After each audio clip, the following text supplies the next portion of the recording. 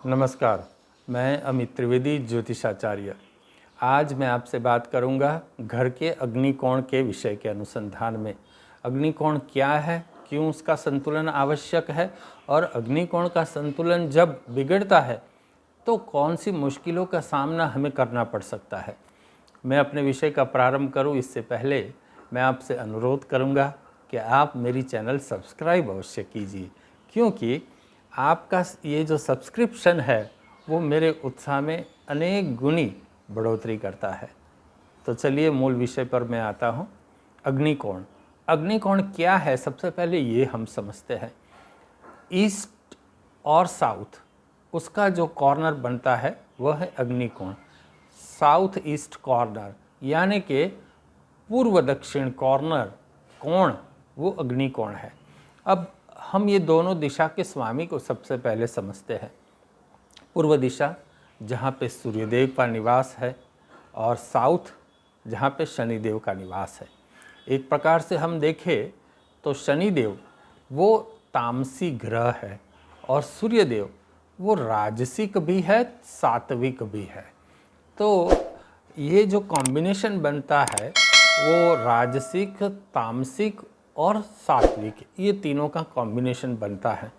अब शनिदेव वहाँ है तो जैसे हम जानते हैं कि पिता पुत्र है, सूर्य शनि की युति भी ज्योतिष शास्त्र में अच्छी नहीं कही गई, सूर्य शनि की प्रतियुति भी अच्छी नहीं कही गई। तो एक प्रकार से मैं तो ये कहूँगा कि यहाँ सूर्य शनि का भी मिलान हो रहा है, क्योंकि तभी ये कोण बनता है और वह है अग्निकोण।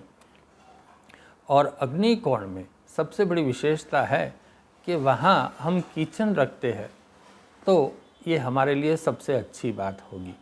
अब बात हो गई कि जैसे कहा मैंने पहले के वीडियो में भी कि भाई आजकल के जो फ्लैट है, बंगलो भी आप ले ले तो ये रेडीमेड बंगलो होता है, फ्लैट भी रेडीमेड आपको लेना पड़ता है। तो वहाँ सब कुछ वास्तु के अनुसार हो, इसकी उपलब्धि हमें कम ही मिलती है। सब कुछ तो मिलता ही नहीं, कहीं कुछ हमें कॉम्प्रोमाइज़ करना पड़ता है। और अगर मान लो अग्निकोण में रसोई नहीं है, अग्निकोण में आपने स्टडी रख दी है, कि मान लो अग्निकोण के अंदर आपने इलेक्ट्रॉनिक इक्विपमेंट रख दिए है, तो इसका विपरीत फल हमें मिल सकता है। कैसे? अग्निकोण में हमें कभी भी पानी की टंकी नहीं रखनी चाहिए या पानी का मटका या आरओ अग्निकोण में नहीं रखना चाहिए। कुछ लोग कहते हैं कि भाई हमारे घर में सुविधा ही ऐसी है, कहीं और जगह आरओ का फिटिंग ही नहीं आ रहा। तो एक काम अवश्य करें, वहाँ से एक मटका भर ले और वो मटका अलग दिशा में रखे, उत्तर दिशा में रखे या वेस्ट में रखे, लेकिन अग्निकोण से वो मटका हटा ले। पानी जब पीना है तो आपको जाना पड़े उत्तर दिशा में। इस प्रकार का आप घर में अरेंजमेंट कीजिए तो अग्निकोण का इस प्रकार से आपको समाधान प्राप्त होगा। और एक बात आपको बता दूं कि अग्निकोण में अगर आपका स्टडी है, बच्चे अग्निकोण में पढ़ रहे हैं, तो बच्चे का मन नहीं लगेगा, वो बिल्कुल जल्दी से विक्षिप्त हो जाएगा। बार बार उसको टेबल से, वो चेयर से उठ जाएगा, कहीं और घूमेगा फिर बैठेगा, कहीं और घूमेगा फिर बैठेगा, एकाग्रता नहीं आएगी। तो हमें एक काम करना पड़ेगा, यदि अग्निकोण में आप बैठते हैं तो वहाँ सफ़ेद पुष्प आप रख दीजिए और वहाँ दिया जलाया कीजिए। अब दिया भी अग्नि है, क्योंकि दिए की ऊर्जा बिल्कुल सात्विक है, शुभ है, शांत है, निरामय है। तो वहाँ दिया जलाया कीजिए। यदि आप दिया जलाते हो तो सूर्यदेव की आध्यात्मिक ऊर्जा, शुभ ऊर्जा हमें प्राप्त होती है। और जो तामसिक ऊर्जा है शनिदेव की, वो तामसिक ऊर्जा हमें प्राप्त नहीं होती। और शनिदेव की शुभ ऊर्जा भी है। शनिदेव न्याय के कारक है। शनिदेव हमें डीप डाउन स्टडी भी देते हैं।